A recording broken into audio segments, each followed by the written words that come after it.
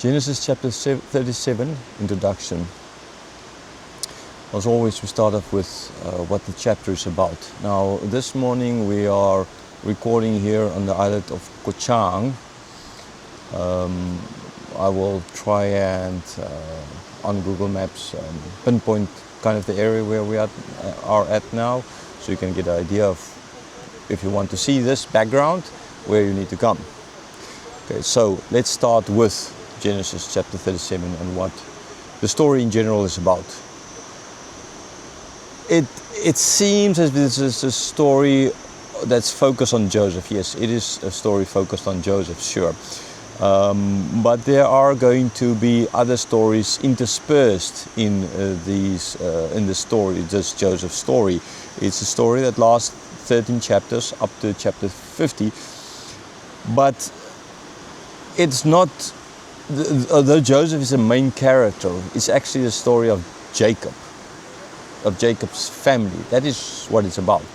So the focus is not Joseph per se, but Jacob and his family story. Remember always, Moses is telling this to the Jews on their way to the promised land. They are in the desert. They are reforming a nation. They are getting laws from God. Their history is being retold to them, retaught to them after years of slavery in Egypt, where they would not have had the time to sit and study this, to study warfare, to study anything basically, right? So now in the desert, there's this time where they are being formed into a nation, being formed, giving the laws, being formed into relearning their history. So this is what's going on. Okay, so never forget that. So this is Jacob, as Joseph was the first one who was this very important person for them, bringing them in. But even in Exodus, we're going to see that Pharaoh forgot about Joseph, right? So how much more would the others have forgotten about Joseph? So the story. But behind Joseph stands his father, Jacob. He is the more important figure. Why? Because he is not just the father of Joseph, Ephraim, whose sons Ephraim and Manasseh, Jacob's grandsons, but as well there's the Levites, there are the Reubenites, the Judeans, there's the other tribes as well, and they need to know they are not descendants of Joseph, they're descendants of Jacob. So it's a family history of Jacob with the focus on Joseph, because he is the one that's going to be used by God to bring them to safety and to a place where they can grow into a nation, a safe place where they can grow into a nation.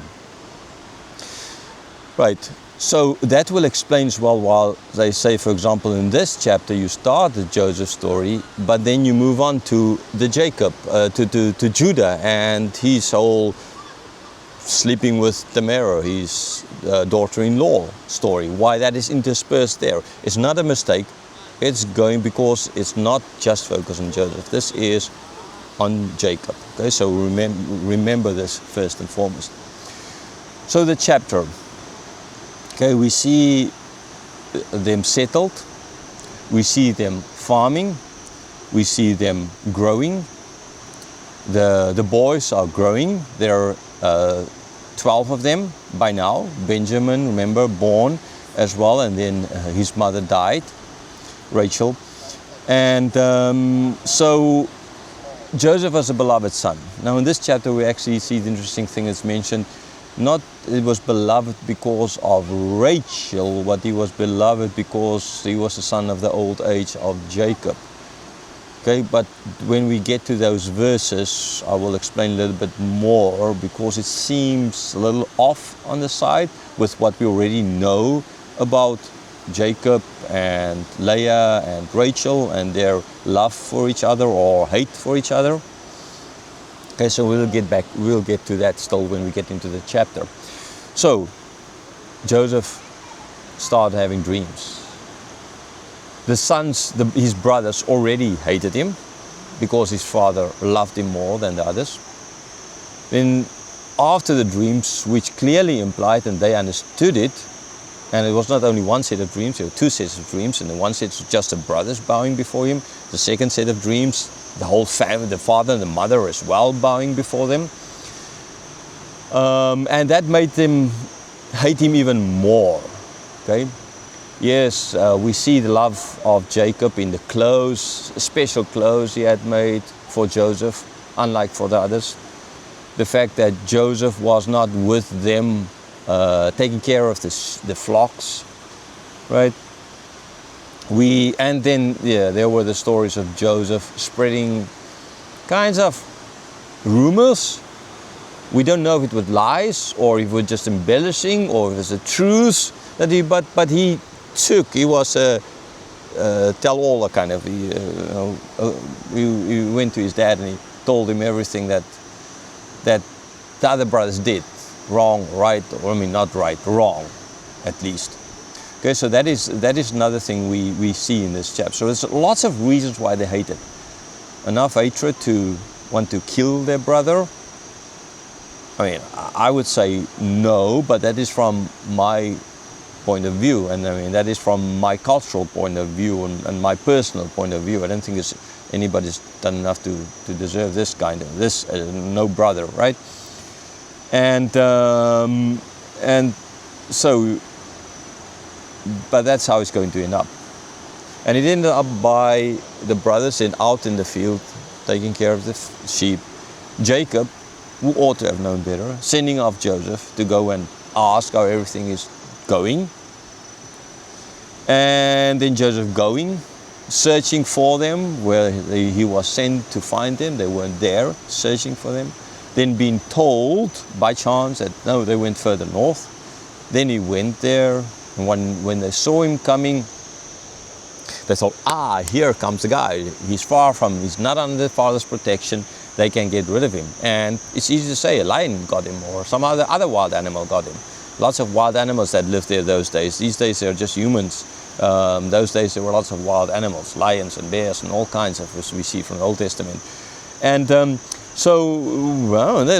a good excuse. We can get rid of him. And sure, we are not going to bow down then before him. All his dreams, nothing will come true. It would have been just false dreams. It's not prophecy then, because we got rid of a problem.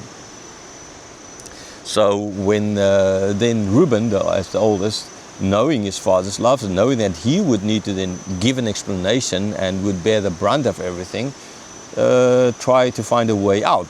And his idea was, okay, let's put him in the pit, and then when they're gone, I can take him out and I can send him home, kind of, maybe whatever, and maybe my dad will like me more because I kind of saved him. And I don't know, again here, we don't see this in the story, it's not explained to us, all the reasons for Reuben doing this, but at least it tried.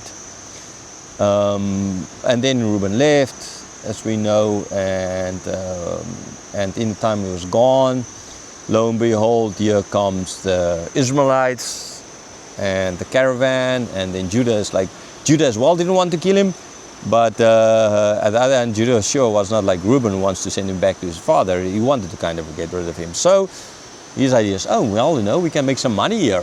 So we solve two problems. We get money and we get rid of the boy, our brother. He'll be taken down and sold as a slave. We'll never see him again. And so they sold him, got him out of the pit, sold him, and that's that, right? Then they took the clothes, tore it apart, dipped it in blood, and we'll get back to that point as well. Sent off to their father Jacob, who got it, and as one would imagine, he was very sad and he could not be consoled, and he cried for his beloved son Joseph. That is where basically then the chapter, it doesn't end there, it ends with Joseph then being sold into slavery there in Egypt.